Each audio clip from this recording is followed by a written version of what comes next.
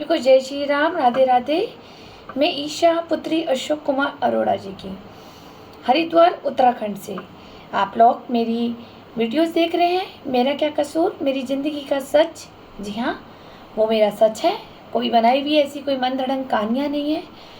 कोई किसी बुक्स में से मैंने कोई स्टोरियाँ नहीं चुराई है जो मैं आप लोगों के बीच में आपका और अपना समय ख़राब करने के लिए मैं ये टॉपिक बना रही हूँ। नहीं, ऐसा कोई मकसद नहीं है। मैं अपना सच आप लोगों के बीच में डालना चाहती हूँ। जो मेरे साथ हुआ है वो इसलिए कि समाज भी जागरूक होए कि ऐसा भी होता है, ताकि आम जनता उसका समाधान भी निकाले और सावधान भी रहे। मेरे साथ जो हो रहा है, जो होता आया है, मैं वो सब आपके साथ शेयर कर रही हूँ, ताकि आप लोग मुझे कुछ ना कुछ कंक्लूज़न निकाल के दें कि क्या करना चाहिए, या फिर आप खुद भी अपने आप में एक अच्छी ज़िंदगी बिताने के लिए आपके साथ जो न्याय और अन्याय में भेद किया जाता है वो आप उसको समझ सकें। मैं आपके बीच में कुछ अपनी ऐसी भी स्टोरी बीच में ला रही हूँ जो मेरे साथ हुआ है। आज एक प्राधिकरण के लिए है, स्पेशल सरकार और प्राधिकरण के लिए। पहले तो मैं आपको बताती हूँ मेरे साथ हुआ क्या था। मैं गंगा विहार कॉलोनी में रहती हूँ। मैं 2013 में अगस्त के महीने में अपनी सास से अलग हो गई थी। जो लोग मेरी वीडियोस देख रहे हैं, मेरा क्या कसूर मेरी ज़िंदगी का सच, फेसबुक पर भी और यूट्यूब पर भी, अभी वो चैप्टर मेरा IPL पे आया है, वो अप्रैल का महीना है। अब मैं जब 7 अगस्त को अलग हुई थी वहाँ से, उसके बाद का मैंने कैसे अकेले संघर्ष झेला है वो और भी कष्टदायक है, जिसमें से ये जो आज मैं आपके बीच में डाल रही हूँ ये ज़रूरी है, क्योंकि ये मुझे बीच में डालना बहुत ज़रूरी है, ताकि जनता जागरूक हो सके और ऐसे भूमाफियों से बचे। मैं प्राधिकरण से कहना चाहती हूँ कि, और सरकार से भी, हमारे यहाँ हर तरह की भूमाफिया हो चुके हैं। कैसे कैसे परेशान करते हैं निसंतान दंपतियों को, कमज़ोर लोगों को, जिन पति पत्नी में नहीं बनती वो, जिन सास ससुरों में आपस में फैमिली में भाइयों में नहीं बनेगी वो, या जिसके पास लीगल अच्छी प्रॉपर्टियाँ होंगी उसमें ये कब्जा करते हैं भूमाफिया। और कैसे करेंगे, आपको परेशान कराएंगे। पहले ये सीधा जाके अटैक नहीं करते मकान के ऊपर, आपको परेशान कराएंगे। मैं पहले ही सरकार से कहना चाहती हूँ कि आप मुझे ये बताएं कि आप सबके लिए नियम एक क्यों नहीं बनाते। पहले मैं अपनी स्टोरी शेयर करती हूँ कि मेरे साथ हुआ क्या था। गंगा विहार कॉलोनी में मेरा ये मकान है। ये 2013 में कंस्ट्रक्शन बन चुका था, जो कि मेरे पति के नाम पर चलता आ रहा है, सचिन बेरी के नाम पर। अब एक यहाँ से 1 से 1.5 किलोमीटर दूरी पे, जहाँ पे जिम वाली गली है और उस वाली शिव नगर में, वहाँ पे एक लड़का है। उसने कुछ भूमाफियों के साथ, कुछ जिसे कहते हैं ना कि गुंडागर्दी करने वाले लोगों के साथ मिलकर प्लानिंग बनाई। और उस लड़के ने, जिसका नाम है शंकर अग्रवाल, उसने हमें प्राधिकरण के द्वारा एक नोटिस पहुँचवाया, जो 2021 में पहुँचाया था इसने हमें, 22 अक्टूबर 2021 में। और मेरा मकान कब बन गया था, 2013 में कंप्लीट हो गया था, 2012 से बन रहा था। अब इन्होंने क्या करा, प्राधिकरण ने, जब मुझे 10 साल बाद मुझे नोटिस दिया, प्राधिकरण के कुछ लोग आए थे, और मैं ये सूचना भी डालना चाहती हूँ, हो सकता है कि ये उन लोगों को ना जानते हो प्राधिकरण टीम, क्योंकि भेष बदल के आ गए हो। शायद इन्हीं भूमाफियों की प्लानिंग प्लॉटिंग रही हो हमारे घर तक भेजने की, हमें डरा करके हमसे पैसे ऐंठने का मकसद। तो मेरे घर में जब नोटिस आया, हमें ये नहीं पता था कि शंकर अग्रवाल है कौन भाई, समझ नहीं आया शंकर अग्रवाल है कौन। लेकिन फिर हमने इसकी जानकारी निकाली, सूचना के अधिकार से निकाली, तो वहाँ से पता चला शंकर अग्रवाल एक जिम वाली गली के पास शिवनगर में रहता है। और इसको हमने जब इन्फॉर्म किया तो ये बदले में क्या चाहते हैं कि कुछ ये लोगों के, ये गुंडागर्दी करने वाले बदमाश टाइप के लोग, इनका ग्रुप बना हुआ है भूमाफिया लोगों का। गंगा विहार कॉलोनी ले लो, शिवनगर, रानी गली, भट्टा, यहाँ पे इतनी गुंडागर्दी चल रही है कि आपको परेशान किया जाएगा। अगर आपने 1 साल के लिए अपने घर में ताला लगा दिया तो आपका ताला तोड़ करके कब्जा कर लेते हैं पीछे से भूमाफिया।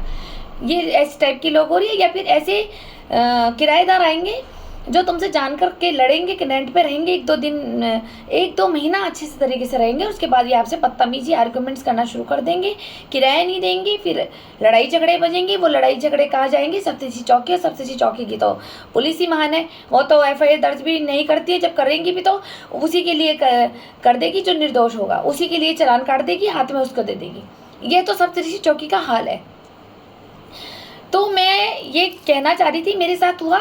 हमने भी सूचना के अधिकार से पता करा, शंकर अग्रवाल को ने पैसे की डिमांड हो रही थी इन भूमाफियों की, ताकि परेशान किया जाए। और जो 100 रुपये की चीज़ है गंगा विहार में, जो हमारा मकान जिसकी वैल्यू अच्छी है, तो वो उसको 10 रुपये में लेना चाहते हैं। जी हाँ। अब मैंने क्या करा कि भाई मैंने कहा इस तरह से तो भूमाफिया बढ़ेंगे। देखिए, मैं अकेली लड़की आवाज़ उठाती हूँ, आप लोग सब डरते हैं करते हैं, तो ये नहीं करना चाहिए, डरना नहीं चाहिए। इन सबको भूमाफियों को लेकर कोर्ट जाना चाहिए। मैंने कोर्ट से नोटिस डलवाया इसको और वहाँ पे बुलवाया, ये वहाँ प्रेजेंट हुआ। और अब इससे मेरा 2021 से ही केस चल रहा है शंकर अग्रवाल से। अब ये शंकर अग्रवाल ने पैसे के लालच में करा या जिसने किसी और के कहने पे करा, ये तो ये जज को देगा अपना रीज़न। हमें तो वो क्लियरिटी नहीं दे रहा है, लेकिन ये रीज़न जज को देगा। जो इसकी क्लियरिटी है, जो इसकी इंट्यूशन है अंदर की, वो हमें पता है कि इसने किसके कहने पे किया है, लेकिन क्यों किया है। तो इतना बड़ा आदमी है, एक बच्चे का बाप है, तो क्या खाना नहीं खाता या बुद्धि नहीं है, लेकिन बस तंग करना है, हड़पनी है प्रॉपर्टी।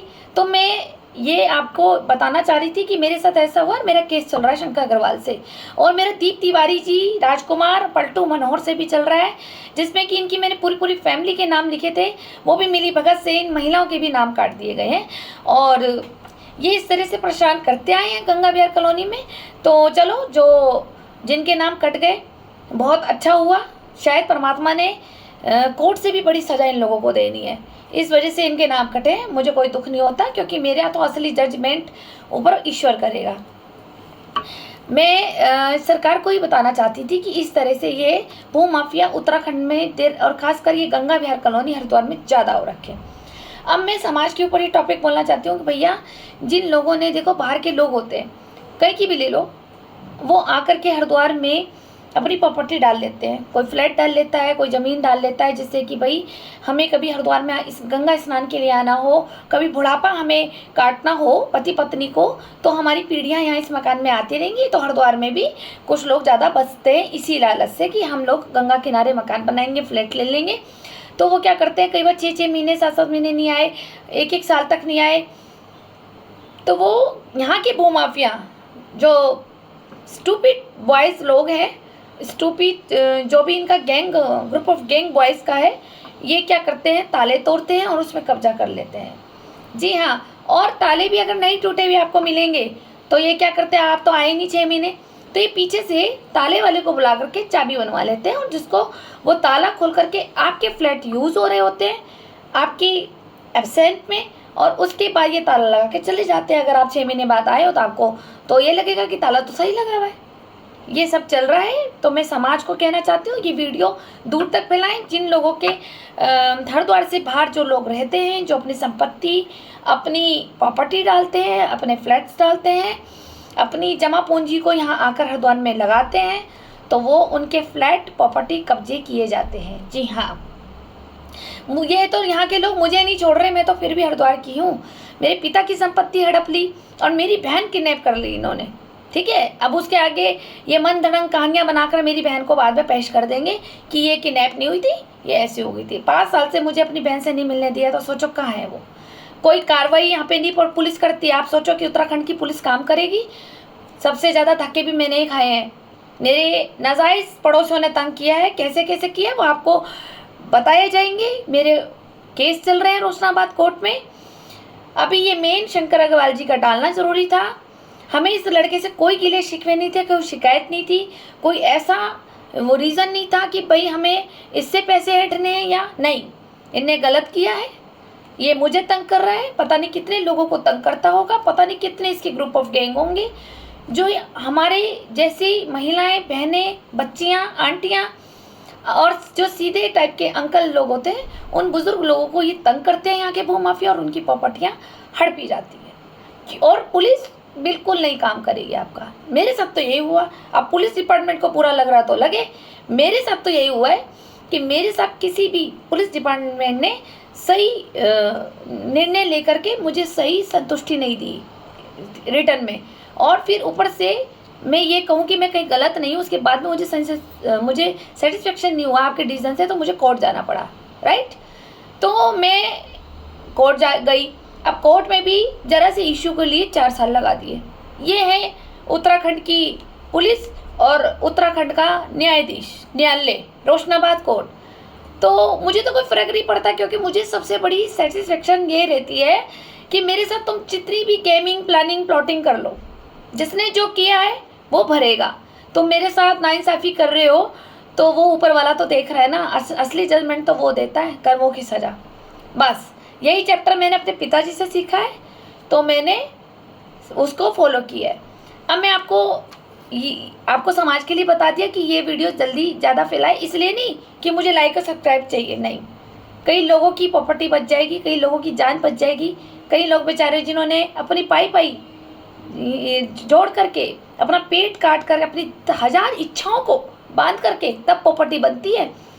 क्योंकि 2 टाइप के लोग होते हैं, एक होते हैं थोड़े से अपनी इच्छाओं को ख़त्म करके अपने घर में संपत्ति तैयार करते हैं अपने बच्चों के लिए, और दूसरे क्या होते हैं कि अपने पैसों को खर्च करते हैं घूमने फिरने में, और फिर जब उनके पास अपनी संपत्ति नहीं होती, खुद किराए के मकान में धक्के खा रहे होते हैं, तो दूसरों की प्रॉपर्टी और पैसे पे, धन पे नज़र रखते हैं ये कि ये हमें दे जाए। इस टाइप के भी लोग हैं, जो मैं आपको हर तरह के मनुष्य से वाकिफ़ कराती जाऊँगी मेरे अपनी वीडियोज़ में, क्योंकि मैं अपना तजुर्बा बता रही हूँ। कोई अपना तजुर्बा इतना बताता नहीं है, मैं अपना बता रही हूँ कि मैंने ऐसे ऐसे लोगों से मेल जोल करे हैं जो इस टाइप के लोग होते हैं। पहले तो अपनी जवानी पूरी अच्छी तरह से काट लेते हैं, और फिर उसके बाद ये सोचते हैं कि इनके पास संतान नहीं है तो इनका हम सब कुछ हड़प लेंगे, चाहे हम उसको धमकी ही देंगे हड़पे। और किसी के पास खुद भी इतनी अच्छी संपत्ति होती है, खूब अच्छी होगी, लेकिन फिर भी नीयत नहीं बढ़ती। नीयत का सवाल है ना, फिर भी दूसरे की खाएंगे, अपनी गुंडागर्दी दिखाएंगे, अपनी पावर दिखाएंगे, अपनी पुलिस दिखाएंगे, अपनी गुंडागर्दी वाले लोग दिखाएंगे, धमकाएंगे, कॉलोनी में रहने नहीं देते, जिससे कि परेशान हो जाए। 100 रुपये की चीज़ 10 रुपये में बेच के चले जाए। और आप लोगों के साथ भी यही होगा। आप लोगों ने, जो बाहर के लोगों ने यहाँ संपत्ति डाली, कहने को तो महानगरी है, महादेव की नगरी है हरिद्वार, लेकिन हरिद्वार में सबसे ज़्यादा ही तांडव प्रॉपर्टियों के पीछे हो रहा है। ऐसी भूखमरी मरी हुई है कि छिन्ना पट्टी सारे राक्षस लगते हैं, सारे हरिद्वार में इकट्ठे हो गए। मैं तो बुलडोजर बाबा जी से भी कहना चाहती हूँ कि जो महंत बाबा, जो हमारे योगी जी महाराज हैं, उन्होंने तो यूपी में बुलडोजर चला दिए।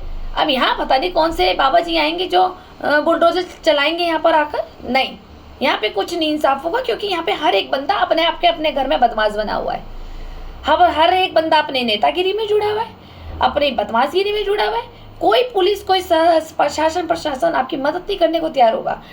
इतनी भीड़ कोर्ट रोशनाबाद में हो रही है, क्योंकि जब मैं कोर्ट की तारीख भुगतने जाती हूँ तो वहाँ पे 2-3 घंटे जब मैं बाहर वेट करती हूँ, जज अंदर बैठे होते हैं, तो मैं आस पड़ोस के जो लोग बैठे होते हैं, जो तारीख भुगतने आए होते हैं, जब उनकी मैं स्टोरियाँ सुनती हूँ तो ज़्यादातर भूमाफिया ही दिखते हैं लड़ाई झगड़ों का कारण।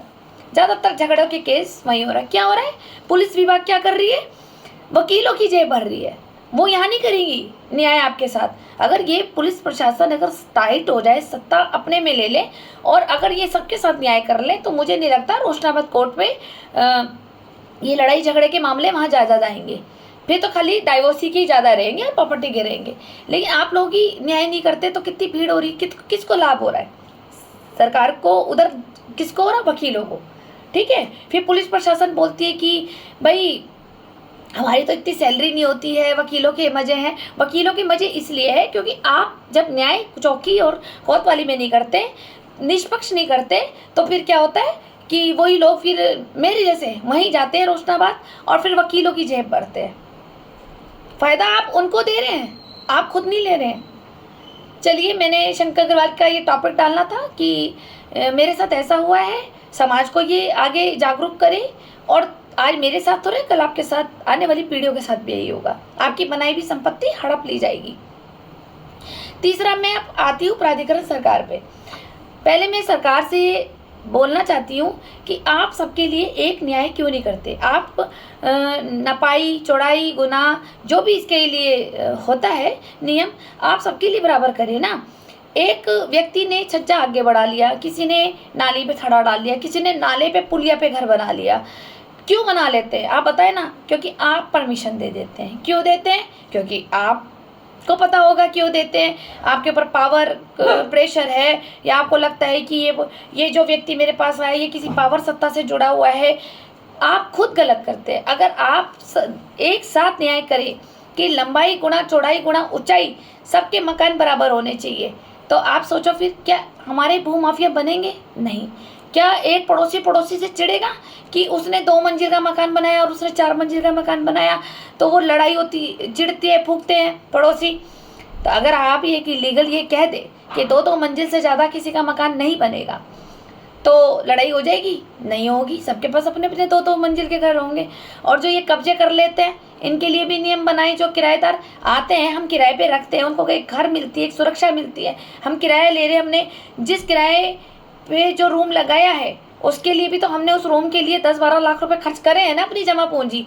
उस जमा पूंजी को हमने खर्च करके अपना घर बनाया, और उसके बाद हमने किराए पे कोई किराएदार रखा, तो वो हमें धमकी देता है, जान से मारने की भी देगा, पुलिस में जाने की भी देगा। क्यों पुलिस में जाने की क्यों देगा? क्योंकि वो ऑलरेडी एक साथ शासन प्रशासन सत्ता से जुड़ा हुआ आदमी है। उसे पता है मेरी तो पुलिस में चलेगी, मैं तो एक फ़ोन कर दूंगा मंत्री को, किसी पार्षद को, किसी पत्रकार को, मेरा तो काम हो जाएगा चौकी में। पुलिस भी क्या करेगी भैया? पुलिस भी कहेगी मेरे पास तो प्रेशर आया, मैं क्या कर सकता हूँ, आप अपना मामला मजिस्ट्रेट के पास लेके जाए। मैं मजिस्ट्रेट के पास भी भुगती हुई हूँ, मैं सब जगह भुगती हुई उन लोगों को, ठीक है। तो ये लोग इस तरह से तंग करते हैं। मैं क्या प्रॉपर्टी बनाना गलत है, या जिसको हम किराए पे देते वो गलत है, या जो हमें किराया नहीं देता वो सही है आदमी? आप हमें बताएं। अगर इस तरह से अगर हम किराए की संपत्ति भी नहीं बनाएंगे, जिन लोगों के पास घर नहीं है, जो बाहर से जॉब ट्रांसफ़र होके आती है, वो लोग कहाँ रहेंगे? फिर झोपड़े में रहेंगे ना। फिर झोपड़े डाल दो इन लोगों के लिए, या फिर सरकारी क्वार्टर डाल दो। फिर तो जितने भी जिनको रेंट पे रहना है वो सरकारी रेंट देगा, फिर जाके सरकारी फ्लैट डाल दो खूब सारे। क्यों जगह खाली कर रखी है फिर? लेकिन नहीं, लेकिन कोई बंदा, हम जैसे अगर 4 मंजिल का घर बना रहे हैं, 2 मंजिल का घर बना रहे हैं, या हमने 5 मकान बना लिए, इसलिए कि हमें बुढ़ापे में अर्निंग हो, है ना। हमने पहले तो जमा करी ना कोई फ्री में, तो हमने किसी की हट पे नहीं, अपनी जमा पूंजी लगा करके हमने फ्लैट बना दिया। किराएदार रख ले तो किराया नहीं देता, और किराए भी नहीं देगा, कब्जा कर लेगा। पुलिस के धक्के खाते रहो, पुलिस का तो न्याय नहीं है यहाँ पर। पुलिस के धक्के खाते रहो, बड़ी कोत वाली CO सिटी मजिस्ट्रेट है, ये इसी में लगता है। जब एंड में जब हार जाता है बंदा, या तो चुपचाप होके बैठ जाएगा और दुनिया में रोता रहेगा कि मेरा फ्लैट कब्जा ले लिया, ये खाली नहीं कर रहा है, या फिर क्या होगा? या फिर वो रोशनाबाद कोर्ट में धक्के खाएगा। मतलब अपनी प्रॉपर्टी के लिए धक्के खाओ, ठीक है। ये अंधा कानून हो चुका है, अपनी प्रॉपर्टी के लिए धक्के खाओ, और वो कब्जाधारी भी वहीं बैठा है, और मकान मालिक जाकर के धक्के खा रहा है। कैसे लॉ बनाया है हम लोगों के लिए। जिस दिन ईश्वर ने लॉ कर दिया ना, कोरोना जैसी बीमारी तो अभी कुछ भी नहीं है, अभी भगवान का चैप्टर बंद नहीं हुआ, ध्यान रखना। ये कोरोना भी तभी तो लहर आती है भगवान की। भगवान भी ऐसी ना कोई लहर ला देता है कि तुम्हारे जैसे दल्ले और भूमाफिया और स्टूपिड लोग उस लहर में बह जाए। तभी तो कितनी आपदा आई। पहले केदारनाथ में आई थी 2013 में, अब उसके बाद एक कोरोना की लहर आई। अभी भगवान का चैप्टर बंद नहीं हुआ है। आप क्या सोच रहे हो? आप जिन लोगों को नाजायज तंग करते हो, चाहे कोई भी हो, चाहे वो पुलिस विभाग हो, चाहे वो नेता हो, चाहे वो वकील हो, और चाहे वो इंसानियत हो, चाहे किराएदार हो। आप ये किराएदार तो बदमाशी दिखाते हैं, हमारे पास तो सत्ता है, हम तो निगड़ते खाली। अरे पनप जाओगे, किसी की भूमि पर तुम रह रहे हो। कहते हैं किसी की भूमि पे रह करके तो पितरों का श्राप तक नहीं लगता, और आप वहाँ पे कब्जे कर लेते हैं, और फिर मकान मालिक को धमकी देते हैं, उसके मरने का इंतजार करते हैं, या फिर खुद आप मार देते हैं, और फिर बदमाशगिरी दिखाते हैं, और फिर उसके बाद वो बेचारा वो धक्के कोर्ट में खाता है। जितने धक्के तुम खाते हो ना, तो उससे 10 गुना धक्के ज़्यादा तुम लोग अस्पतालों के खाओगे। ध्यान रखना आप लोग। आपको मेरी बात कड़वी जरूर लग रही है, कड़वी जरूर बोलती हूँ मैं, लेकिन सच बोलती हूँ कि मेरे साथ जो हुआ है और जो आम जनता लोगों के साथ हो रहा है, जो मैं कोर्ट पे बैठ के लोगों की सुनती हूँ बातें कि वो बेचारे क्यों भुगत रहे हैं, इतने साल से आ रहे। और एक हमारा न्यायाधीश भी इतना लेट कर देता है न्याय करने में कि कभी तो जज नहीं मिलेगी टाइम पे, कभी हमारा वकील टाइम पे नहीं मिलेगा, कभी सामने वाला वकील नहीं आएगा आपकी जीरा करने, कभी आपका जो परिवार तो हम होते हैं ना करने वाला, और जो डिफाल्टर होगा वो सुबह जल्दी से आकर के साइन करके चला जाएगा, उसको रोका ही नहीं जाएगा। आजकल तो सब चीज़ उल्टी चल रही है, हर चीज़। पर इन्हें ये नहीं पता कि हर चीज़ का न्याय ऊपर वाला करता है। यहीं पे तो तुम घूस दे दोगे हर चीज़ की, यहीं से तो बदमाशगिरी, सत्ता, प्रशासन, राज सब चीज़ दिखा लोगे, लेकिन ऊपर वाले के आगे दिखाना तब पता चलेगा आप लोगों को। और मैं ये प्राधिकरण सरकार से कहना चाहती हूँ, एक नया नियम लेके आए कि भैया सबके मकान एक जैसे होने चाहिए, नपाई गुणा चौड़ाई गुणा ऊंचाई। कोई भी छज्जे से बाहर जरा सी एक ईंट भी अगर आगे जाती है तो उसका मकान तुरंत कंस्ट्रक्शन रोक दिया जाए, उसको आर्थिक दंड हो, चाहे जैसा भी आप नियम बनाना चाहते हैं वो बनाए।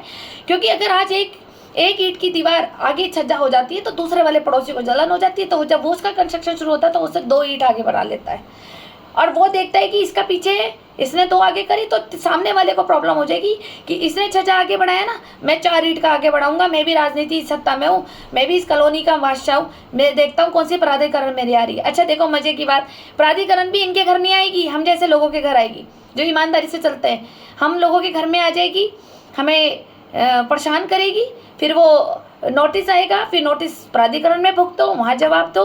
मेरा 2013 में मकान बन गया था, मेरे पास 2021 में वो डाला गया नोटिस, फिर मैंने प्राधिकरण के धक्के खाए, फिर जब मैंने धक्के खाए मैंने वहाँ जवाब दिया, मैंने क्यों अपना घर थोड़ा, मैंने क्या, मेरे हस्बैंड ने बनाया, कैसे बनाया भाई, हम जब बन रहा था तब तो पड़ोसी सो रहे थे, तब तो इन्हें पड़ोसियों को भी दिक्कत नहीं हुई, ठीक है। लेकिन बनने के बाद जब ये टॉर्चर कर रहे थे कि इसको डाला जाए प्राधिकरण में और ये हमारे आगे समझौता करेगी, झुकेगी, उसके बाद ये माफ़ी मांगेगी, तो हम कहेंगे ठीक है हम अपना वापस ले रहे हैं, और तू एक काम कर, फिर इस मकान को सस्ता बेच दे। जी हाँ, इस मकसद से तंग किया जाता है कि ताकि मैं परेशान होकर के सस्ता बेच दूँ, और फिर ये अपना बोलता है हमारी तो शासन प्रशासन और सत्ता प्राधिकरण में बहुत है, तू हमारे को दे दे, हमारे यहाँ तो एक प्राधिकरण भी नहीं आ सकता।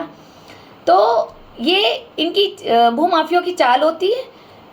मैंने फिर भी प्राधिकरण को नोटिस भुगते हैं, डेट भुगती है, फिर उसके बाद मैंने आर्थिक दंड भी भुगता है, उसके बाद मैं शंकर अग्रवाल को कोर्ट लेके गई। क्या मैंने सही किया आप मुझे कमेंट सेक्शन में बताएं, और या मैंने गलत किया शंकर अग्रवाल के साथ। जब मैंने धक्के खाए प्राधिकरण में, यहाँ तक कि मैंने रातों रात अपने गोल्ड की चैन बेची है। हमारे पास उस वक्त पैसे नहीं थे, कोरोना टाइम ख़त्म ही हुआ था, तभी मेरे पास ये 2021 में आया, मेरे पास पैसे नहीं थे और मेरे को आर्थिक दंड भी झेलना पड़ा, मानसिक प्रताड़ना भी झेलनी पड़ी।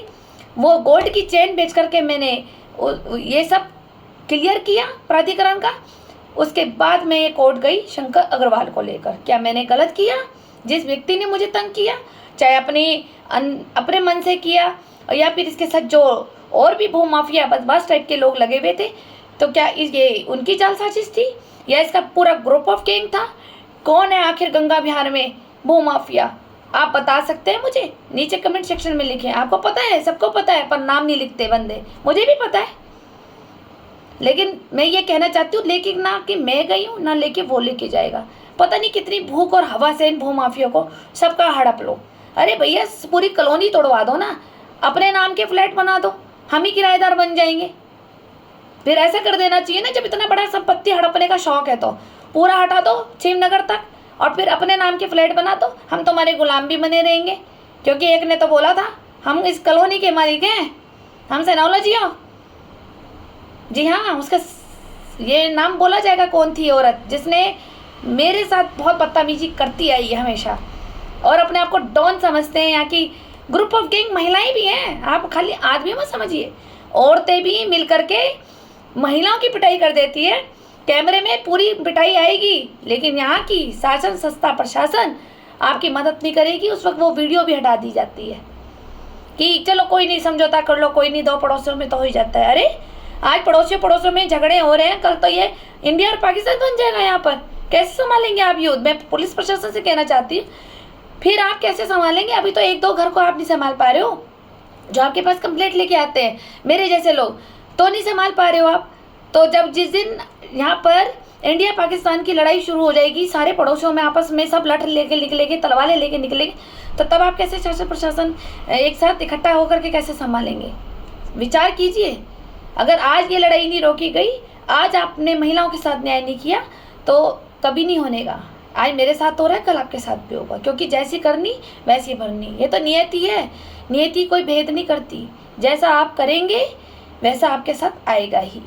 और प्राधिकरण से फिर भी एक बार रिक्वेस्ट है कि कोई अच्छे नियम बनाए कि प्रॉपर्टी बराबर हो, लंबाई चौड़ा गोड़ाई जो आपका होता होगा ये सब करे। उसके बाद कोई नाली भी पार कर ले तो भी आप उसके लिए दंड करिए। किसने मना किया? नहीं, नियम सबके लिए बराबर होना चाहिए। फिर उसमें जाति बरादरी भेद और शासन प्रशासन सत्ता नेता मंत्री सबको बराबर में लें आप लोग, सबकी लंबाई गुणा चौड़ाई न पाए। जिसका भी छज्जा जरा सा भी बाहर निकल गया है तो वो आप आर्थिक दंड या जो भी आप एक नियम बनाना चाहते हैं सजा के लिए, अब वो बनाए, नया लॉ लेके आए, तभी ये सुरक्षित होगा। नहीं तो ये पड़ोसी जल फूक के मर जाएंगे। उसने एक ईंट की जवाब दीवार आगे कर ली तो मैं 10 ईंट की दीवार आगे करूँगा। ये पड़ोसियों में होती है जलन। फिर क्या होता है, वो कॉलोनी जो अच्छी खासी खुली होती है, जहाँ से गाड़ी आराम से निकल सकती है, वो आगे जाके इतनी कंजेस्टेड हो जाती है कि वो गाड़ियाँ फंस जाती है। ठीक है। और जिसने नुक्कड़ पे बनाया मकान, भाई जिसने ईमानदारी से बनाया वो तो भुखलाएगा, जिनने छज्जा आगे कर लिया वो उस पर चिल्लाएगा कि देखो इन्होंने छज्जा आगे कर रखा था इसलिए गाड़ी फंस गई, इतनी कंजेस्टेड हो गई, हम आगे से तो कॉलोनी खुली भी थी, आगे जाके बीची बीची हो गई। तो लड़ाइयाँ और विवाद इसीलिए होते हैं। सबके लिए एक सिधाई में करें। और विदेश वाले नियम ला रहे तो विदेश जैसा करे ना, कानून करे, किसने मना किया? सबके लिए बराबर करे। बस यही बताना चाहती थी कि इस तरह टाइप के हरिद्वार में भूमाफिया हैं। जो बाहर के लोग हैं वो प्लीज़ आकर के अपनी प्रॉपर्टियों को चेक कर लें, ढंग से कर लें, प्रॉपर्टी चेक करें, अपने कागज़ भी चेक करें, क्योंकि कागज़ में भी नाम चढ़ा दिए जाते हैं यहाँ पर। जी हाँ, आपको लगता है कि मेरे नाम पर है, आप आए ही नहीं 5 साल से, पता लगा वो और कोई मालिक था उसका। इसलिए आप पूरी जाँच एक बार कीजिए। मैं हरिद्वार से बोल रही हूँ, ईशा, गंगा विहार कॉलोनी से। मेरी कोई बात किसी को बुरी लगी हो तो उसके लिए मैं माफ़ी चाहती हूँ, और जिसको अच्छी लगी है वो मुझे कमेंट सेक्शन करे। और क्या मैंने प्राधिकरण वाले स्टाफ को, क्या मैंने ये नियम गलत बताया है कि सबकी बराबर प्रॉपर्टी होनी चाहिए? आप मुझे बताइए, ठीक है। और ये भी नियम कर दीजिए ना कि एक आदमी, मैं तो योगी जी महाराज जी और मोदी जी से भी कहना चाहूँगी कि आप हर एक व्यक्ति पे एक मकान कर दें। जब 2-2, 3-3, 4-4 मकान नहीं होंगे तो भूमाफिया ऐसे ही ले लेंगे क्या? फिर आपकी परेशानियां ही यहीं से ख़त्म हो जाएगी कि भूमाफिया कम हो जाएंगे। जिनके पास 4-4 मकान होते हैं, भूमाफिया उनके पीछे लग जाते हैं, उनकी लड़कियों को फंसाते हैं प्यार में, और फिर उनके साथ गलत संबंध बना करके उनको ब्लैकमेल करते हैं और उनसे पैसे ऐंठते हैं और उनकी प्रॉपर्टियाँ लेते हैं। जी हाँ, इसलिए ये विवाद रोकने के लिए हमें आज ये स्टेप उठाना पड़ेगा। या तो आप एक सदस्य पे 1 से 2 प्रॉपर्टी से ज़्यादा लीगल ना करें, या जितने लड़के हैं उसके हिसाब से गिनती कर लें, प्लीज़ कीजिए। और हाँ, ये भी बताइए कि क्या लड़कियां वारिस नहीं होती हैं? योगी जी महाराज जी, आप तो कहते हैं कि बेटी बचाओ बेटी पढ़ाओ, क्या बेटियां वारिस नहीं होती? हमें तो ये कहा जाता है कि बेटियां वारिस नहीं होती है, और जिनकी बेटियां हैं और जिनके वारिस नहीं है वो अपनी संपत्ति किसको दान करके दे रहे हैं? ये आप ज़रा पूछवाइएगा, ताकि मैं भी अपनी संपत्ति उन लोगों को दे के जाऊँगी। ये भूमाफिया ही टाइप के लोग हम जैसी बहनों को तंग करते हैं, आपकी बेटियों को तंग करते हैं। आप इसके लिए सख्त कानून बनाएं, क्या बेटियां वारिस नहीं होती, और अगर बेटियां वारिस नहीं होती तो फिर बेटे भी वारिस नहीं होने चाहिए। सबके लिए नियम एक होने चाहिए, ठीक है। मेरी कोई बात बुरी लगी तो सॉरी, धन्यवाद।